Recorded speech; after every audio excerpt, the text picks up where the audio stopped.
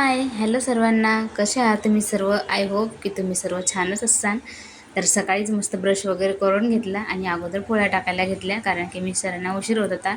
Tiffin द्यायचा होता त्यांना. तर बाकीचे कामं म्हटल्यानंतर करता येतात, अगोदर स्वयंपाक करून घ्यावं.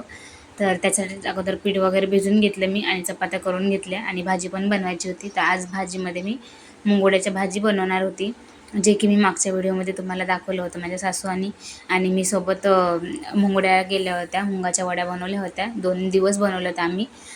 एक ह्याच्यामध्ये साध्या टाकल्या होत्या आणि दुसऱ्या दिवशी पहिल्या दिवशी आम्ही तो कोथिंबीर वगैरे ते टाकून बनवले होते, लसूण वगैरे टाकून. आणि दुसऱ्या दिवशी आम्ही काहीच नाही टाकलं होतं त्याच्यामध्ये, फक्त डाळ मिक्सरला बारीक करून घेऊन, भिजवून वगैरे धुवून आणि मिक्सरला बारीक करून घेऊन डायरेक्ट त्याच्या वड्या टाकून घेतल्या होत्या. आणि त्याच्याच मग आज भाजी बनवायची होती. तर एवढी मस्त झाली होती ना, खूपच टेस्टी झाली होती. याच्यामध्ये जे कोथिंबीर वगैरे टाकून बनवले होते ना आम्ही, लसूण वगैरे, ते आम्ही आज बनवल्या होत्या. तर त्या अगोदर फ्राय करून घेतल्या मी तेलामध्ये, मुंगुड्या. आणि त्याच्यानंतर मग कांदा टमाटर हे सर्व टाकून त्याच्यामध्ये मुंगड्या भाजून घेतल्या आणि नंतर थोडंसं पाणी टाकून घेतलं, थोडंसं शिजवायपुरतं, कारण की जास्त पतली नव्हती बनवली, सुकीच बनवली होती मी भाजी. आणि सकाळचा स्वयंपाक वगैरे झाला होता. मिस्टर तर चालले गेले होते. तर आज दुपारी म्हटलं, मला म्हणजे 2-4 दिवस झाले मला वडी बनवायची होती. तसं तर बेसन वडी बनवायची होती मला, पण मी एक व्हिडिओ बनवला तर त्याच्यामध्ये रवा पण टाकला होता त्यांनी. तर म्हटलं आज रवा आणि बेसन असं दोन्ही मिळून मिक्स बनवूया म्हटलं बेसन वडी, कारण की मला खूप आवडते. माझ्या नानाजीच्या हातची आवडते, पण आता ते इथे नाही आहेत. ते जेव्हा येतील तेव्हा मी त्यांना बनवायला सांगेन ना, तर तो पण व्हिडिओ तुमच्यासोबत शेअर करेन, कारण की खूप छान बनवतात. पूर्ण लग्नामध्ये जरी बनवायची असली तरी ते लोक त्यांच्याकडूनच करून घेतात बेसनवडी, कारण खूप छान बनवतात ते. तर तशीच ट्राय करत होते मी, पण तशी काही जमली नाही त्यांच्यासारखी, पण थोडीफार चांगलीच झाली होती. टेस्टला तर खूप छान झाली होती. तर त्याच्यासाठी भरपूर अगोदर मस्त 1-1.5 वाटी मी तूप टाकून घेतलं आणि त्याच्यानंतर रवा पूर्ण चांगला मस्त लालसर होईपर्यंत भाजून घेतलं. आणि 1 वाटी रवा घेतला होता म्हणे आणि 2 वाटी बेसन घेतलं होतं. आणि मग बेसन पण त्याच्यामध्ये ॲड केलं, ते पण चांगलं मिक्स करून घेतलं. म्हणजे असं चांगलं त्याला तेल सुटेपर्यंत एकदम मस्त भाजून घ्यायचं, लालसर होईपर्यंत. आणि एका साईडला गूळ पण बारीक करून घेतला होता मी, आणि ते नंतर बॉईल करायला टाकायचं होतं. आणि थोडेसे मी काजू बदाम ॲड केले होते याच्यामध्ये, कारण की छान वाटतात. आणि पूर्ण असं लालसर होईपर्यंत भाजून घेतल्याच्यानंतर मग त्याच्यामध्ये थोडंसं दूध ॲड करायचं, कारण की टेस्ट थोडीशी छान येते. आणि त्याच्यानंतर जे आपण गुळाचं पाक म्हणजे फक्त मेल्ट करून घेतला आणि ते त्याच्यामध्ये सोडून दिला आणि तिला चांगलं पूर्ण मिक्स करून घेतलं. आणि त्याच्यानंतर कोपरला थोडंसं तूप किंवा तेल लावून घ्यायचं आणि त्याच्यानंतर ते पूर्ण पसरून द्यायचं त्याच्यावर. आणि संध्याकाळच्या जेवणामध्ये मी आज बिर्याणी बनवली होती, कारण की मिस्टरांनी चिकन आणलं होतं दुपारी, म्हणजे तरी 5-6 वाजता लवकर आले होते घरी. आणि माझा भाऊ पण आला होता, तर मग म्हटलं बिर्याणीच करून घ्या.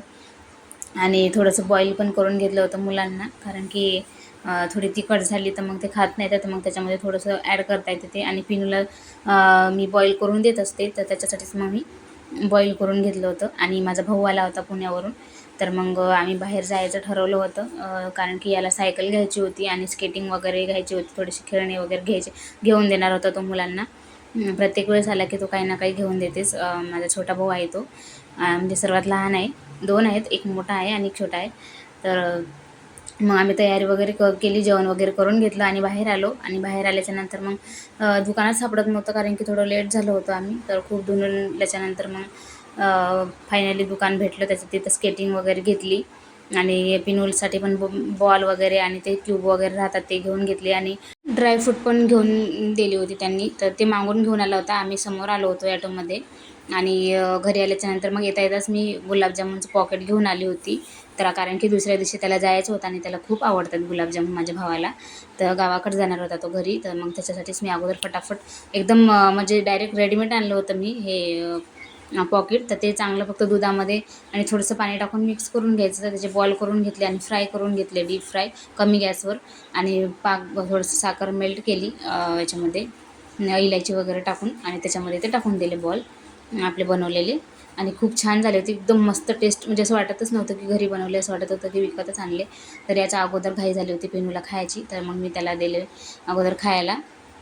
आणि त्याच्यानंतर मग आमच्या इथं कार्यक्रम होता 14 एप्रिलचा, गाणे ठेवले होते त्यांनी, तर तिकडे पण जायचं होतं. तर मस्त तयारी वगैरे करून घेतली आणि तिकडे गेलो होतो आम्ही. पण फोटो वगैरे काही काढणं झालंच नाही, कारण की लहान मुलं असले की काही सुचू देत नाही. तर तरी पण आम्ही तिथं थोडा वेळ बसलो आणि गाणे वगैरे केलो. आणि दुसऱ्या दिवशी मग मस्त असं 14 एप्रिलचा ब्लॉग आहे हा, म्हणजे दुसऱ्या दिवशी शूट केलेला. तर मस्त सकाळीच झाडू वगैरे मारून पाणी वगैरे शिकवून मस्त आंघोळी वगैरे करून घेतले आम्ही. आणि मस्त असं रेडी केलं होतं पिनूला. बघा, हे टी शर्ट घेतले होते माझ्या भावाने काल, दोघांना पण घेतले होते सोबत. तर मग तेच आज ते घालून दिले त्यांना. आणि सायकल आम्ही नवीन नाही घेतली, जी जुनी होती सायकल त्याचीच त्याला रिपेअर केलं, कारण की कुठं म्हटलं पैसे एवढे इन्व्हेस्टमेंट करायला परवडतात सायकलीमध्ये, कारण की तसं पण तो खेळून खेळून खराबच करणार होता. आणि स्केटिंग आल्याच्या नंतर याला पण खेळायची एवढी घाई झाली होती की बघा, असं त्याच्यावर बसूनच खेळत होता स्केटिंग. तर मस्त पप्पासोबत खेळत होता तो. आणि दुसऱ्या दिवशी माझा भाऊ चालला होता गावाला, तर तो चालला गेला. आणि ह्या दुसऱ्या दिवसाचा आहे मग 15 तारखेचा ब्लॉग. तर असा होता ब्लॉग माझा आजचा. तर कसा वाटला कमेंट करून नक्की सांगा. चला मग भेटू पुन्हा नवीन व्हिडिओसोबत, तोपर्यंत बाय बाय.